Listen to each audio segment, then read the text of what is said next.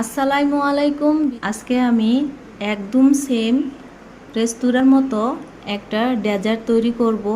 তাহলে আমার ডেজার্টটা কিভাবে তৈরি করব সেটা আমার সাবুটাকে আমি পানি দিয়ে 2 মিনিটের মতো ভিজিয়ে রাখবো।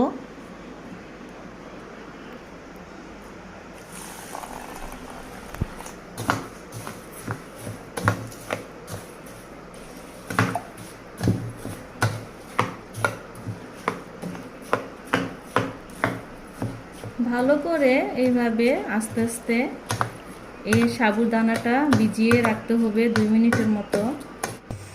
আমি 1 কেজি দুধের মতো নিয়েছি ডেজার্টটা তৈরি করার জন্য। এখন আমি আগে প্রথমে দুধটাকে জ্বালিয়ে একদম কমিয়ে নিয়েছি। এখন আমি এটার সাথে কাজু বাদাম অ্যাড করব। কাজু বাদাম আমি ছোট ছোট করে কেটে নিয়েছি।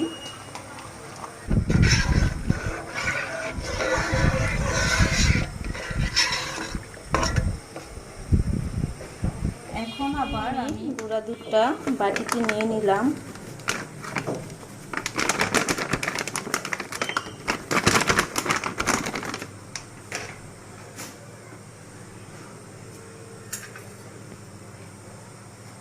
তারপরে সামান্য একটু পানি দিয়ে ভালো করে দুধটাকে আমি গুলিয়ে নিব।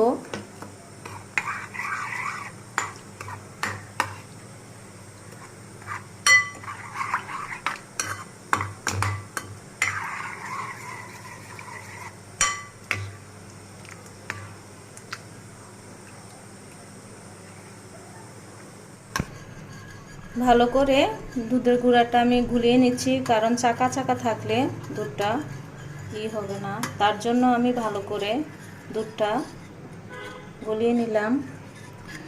এখন আমার দুধটা গোলানো হয়ে গিয়েছে। আমি এখন এলাচ, তেজপাতা, দারচিনি আমি এটার সাথে একটু অ্যাড করে দিলাম।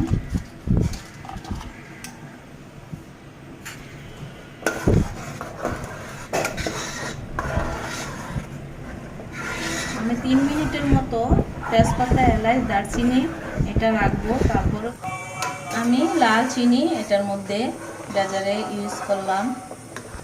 আমি লাল চিনি দুধের মধ্যে দিয়ে দিলাম। আর 1 মিনিট পরে আমার এলাচ, দারচিনি, তেজপাতা এগুলা উঠিয়ে ফেলবো। এখন আমি তেজপাতা, এলাচ, দারচিনি এগুলা উঠাবো, কারণ এটার সাথে আমি রাখবো না।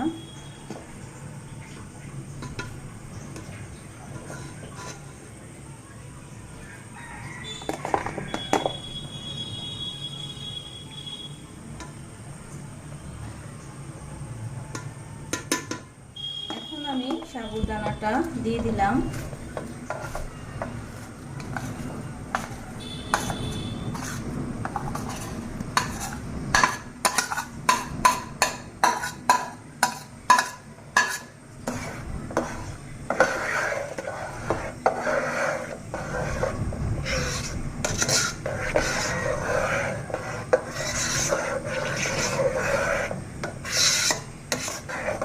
আমি গুলানো গুঁড়া দুধটা দিয়ে দিলাম। একদম মজাদার একটা ডেজার্ট। আমি দুধটা দিয়ে দিয়েছি, দেখুন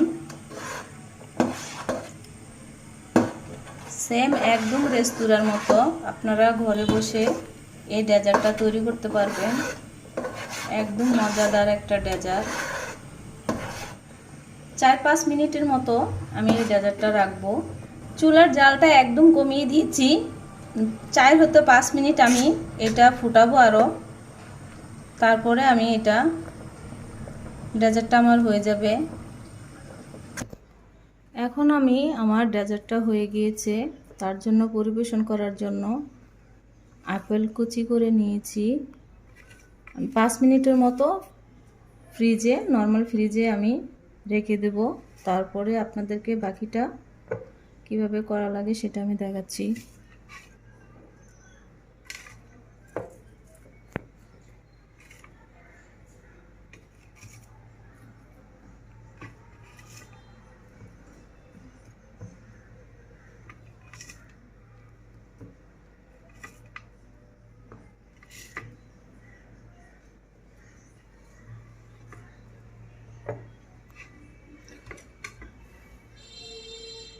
হালকা একটু সামান্য পরিমাণে একটু সয়া সস দেব।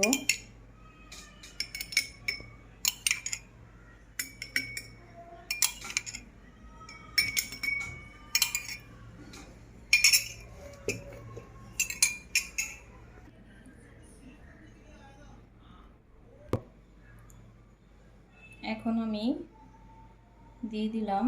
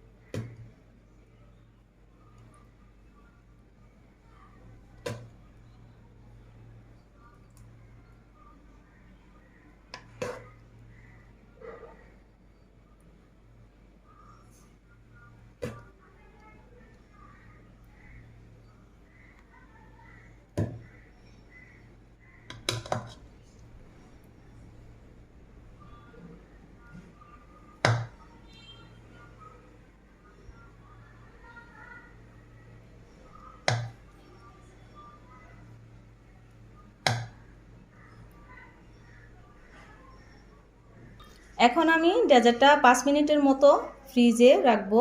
5 মিনিট পরে আমার ডেজার্টটা কেমন হয়েছে আপনাদেরকে। এখন আমার 5 মিনিট হয়ে গিয়েছে, দেখুন।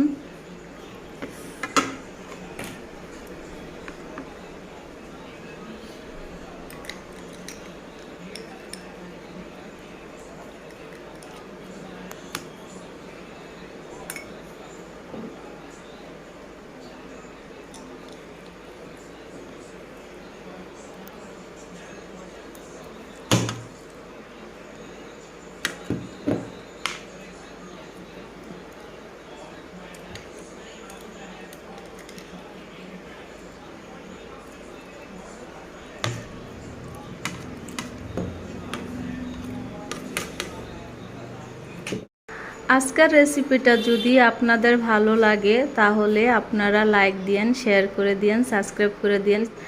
ভালো থাকেন, আল্লাহ হাফেজ। মজাদার রেসিপি নিয়ে আসবো আমি।